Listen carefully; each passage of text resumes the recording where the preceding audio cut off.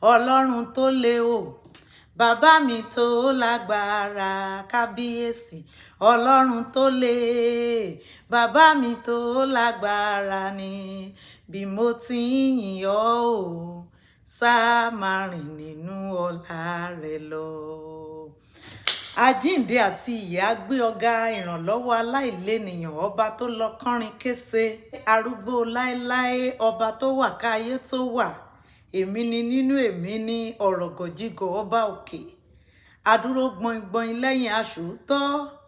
ọba àwọn ọba olùkọ́gun òde ọ̀run àjọsùn Èdùmàrè ọ̀pátẹ́rẹ́ kanlẹ̀ ó kọ̀run ọlọ́wọ́ kábíkábí ọlọ́wọ́ gbọ́rọ̀ tí ń yọmọ rẹ̀ lọ́fìn àtòfiṣẹ́ ogun rán àdàgbà máa tẹ̀pá arúgbó láéláé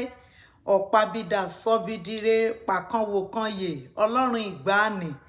àtòfaratì bí òkè ẹlẹ́yinjú àánú ọlọ́run ìyanu ọba ńlá òwí bẹ́ẹ̀ ṣe bẹ́ẹ̀ alálèdè àjíwúre ọba sọ̀rọ̀máyè asọ̀rọ̀mátàsé ọ̀kan lánàá ọ̀kan lónìí ọ̀kan títí ayérayé àìnípẹ̀kun ọba tí ò ṣípò padà alágbádá iná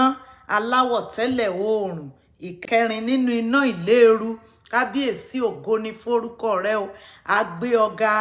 àyìn ọ́ dá gbogbo ògo àti ọlá padà sọ́dọ̀ rẹ o ògo ni forúkọ rẹ ọlọ́run tó tún ká ọmọ ọjọ́ kẹrìnlélógún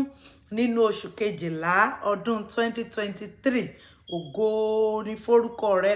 ọlọ́run ìgbàlà wa gba ọpẹ́ wa o lónìí àtọrọ fún ìdáríjì ẹ̀ṣẹ̀ lórúkọ Jésù ṣàánú fún wa gbogbo ibi tá a ti fojú ògo àti ẹwà rẹ bínú ọlọ́run arawọ́ ẹ̀bẹ̀ lónìí pé kó ṣàánú kó dáríjì wa ọlọ́run ẹ ṣe bẹ́ẹ̀ Jésù agbára wa gbọ́ àṣẹ Olódùmarè lónìí o lè tó kù kọ́dún yìí ó parí lórúkọ Jésù ayé ò ní rọ́ ọ mọ́lẹ̀ lè tó kù kọ́dún yìí ó parí lórúkọ Jésù ọmọ aráyé ò ní ṣe ìpẹ̀ burúkú fún ọ lè tó kù kọ́dún yìí ó parí lórúkọ Jésù o ò ní sun ẹkún kíkorò lè tó kù kọ́dún yìí ó parí ọmọ aráyé ò ní gbòkú ọmọ ká ọmọlé o lè tó kù kọ́dún yìí ó parí lórúkọ Jésù ayé ò ní ta ọ́ lọ́fà lè tó kù kọ́dún yìí ó parí ìdààmú ò ní dìde sí ọ bó tilẹ̀ wù kó kéré mọ́ lè tó kù kọ́dún yìí ó parí lórúkọ Jésù mo gbàdúrà fún àtiwọ́ àtọmọ àtọkọ àtaya àtẹbí àtará àti ilé rẹ lórúkọ Jésù ẹ ò ní dààmú lábẹ́ bó ti wù kórí lè tó kù kọ́dún yìí ó parí mo súre fún ọ etí rẹ ò ní gbọ́ ìròyìn ibi o lè tó kù kọ́dún yìí ó parí mo gbàdúrà fún ọ ò ní jóúnjẹ ọdún lọ́gbà ẹ̀wọ̀n ò ní jóúnjẹ ọdún nílé ìwòsàn lórúkọ Jésù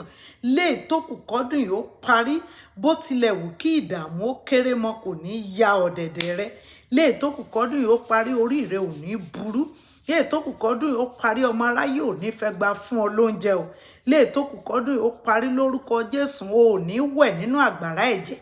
lè tó kù kọ́dún yìí ó parí mo súre fún ọ lórúkọ Jésù ọkọ̀ ayé rẹ ò ní dànù lè tó kù kọ́dún yìí ó parí ìdààmú ò ní dé bá ọ lè tó kù kọ́dún yìí ó parí lórúkọ Jésù ọmọ aráyé ò ní fi ọ́ ṣe ṣìmúṣìmú wọn ò ní ṣe ọ́ báṣibàṣi lè tó kù kọ́dún yìí ó parí mo súre fún ọ lórúkọ Jésù èṣù ò ní rí ọ lù lè tó kù kọ́dún yìí ó parí mo gbàdúrà fún ọ àrìnyè ni wàá rìn o ò ní rìnrìn ìdààmú lórúkọ Jésù lè tó kù kọ́dún yìí ó parí ojú rẹ ò ní rí ibi etí rẹ ò ní gbọ́ ìkorò lórúkọ Jésù o ò ní kábàámọ̀ lè tó kù kọ́dún yìí ó parí o lórúkọ Jésù ọfà ikú ò ní bà ọ́ ọfà àìsàn ò ní bà ọ́ ọfà ìdààmú ò ní bà ọ́ ọfà burúkú ò ní bà ọ́ lórúkọ Jésù mo gbàdúrà fún ọ lórúkọ Jésù àánú Ọlọ́run yóò fọhùn fún ọ lè tó kù kọ́dún yìí ó parí lórúkọ Jésù ibi tèṣù lógo sí dè ọ́ lè tó kù kọ́dún yìí ó parí o ò ní gbabẹ̀ kọjá àwọn ọmọ rẹ ò ní gbabẹ̀ kọjá ọmọ tèmi ò ní gbabẹ̀ kọjá tilétilé tọ̀nàtọ̀nà wa ibi tèṣù dúró sí dè wá lè tó kù kọ́dún yìí ó parí a ò ní gbabẹ̀ kọjá o lórúkọ Jésù ìdààmú kò ní dìde sí wa lè tó kù kọ́dún yìí ó parí ohun tí a ò rò kò ní bàyí tá a rò jẹ́ o lórúkọ Jésù mo gbàdúrà àánú lórúkọ Jésù ayọ̀ tọ́lọ́run ní fún wa èṣù ò ní bàjẹ́ lórúkọ Jésù ayọ̀ la fi bẹ̀rẹ̀ ọdún yìí ayọ̀ àti inú dídùn la ó fi parí rẹ̀ lórúkọ Jésù a ó gbégbá ọpẹ́ pẹ̀lú àwọn tí ó dúpẹ́ lópin ọdún yìí, pẹ̀lú àwọn tí ó yin Ọlọ́run. Èmi àti rẹ a ó wà lára wọn. Lórúkọ Jésù, àtẹ̀mí, àtiwọ́, àtilé wa, àtẹbí wa, a ó pẹ̀lú àwọn tí ó dúpẹ́ lọ́wọ́ Ọlọ́run lópin ọdún yìí. Lórúkọ Jésù, ìkorò ò ní dé bá wa, ẹnu ọpẹ́ wa ò ní kan lórúkọ Jésù. Bẹ́ẹ̀ lolúwa wí, Jésù Olúwa wa, àmín. Yóò dára fún wa o, gbogbo wa pátápátá lè tó kù kọ́dún yìí ó parí. Bó tilẹ̀ wù kí ogun kí ó kéré mọ́, bó tilẹ̀ wù kí ikú kí ó kéré mọ́, bó tilẹ̀ wù kí àìsàn kí ó kéré mọ́, lórúkọ Jésù kò ní dé ilé wa o. Ẹ jẹ́ ká rí pa gbàdúrà yìí ká fi ránṣẹ́ sáwọn ẹlòmíràn. Lórúkọ Jésù yóò dára fún wa. Èmi náà ni olólùfẹ́ yín, Lady Evangelist Bọ́láńlé Ọlátòbí Ọlọ́finlóye. God bless you. Amen.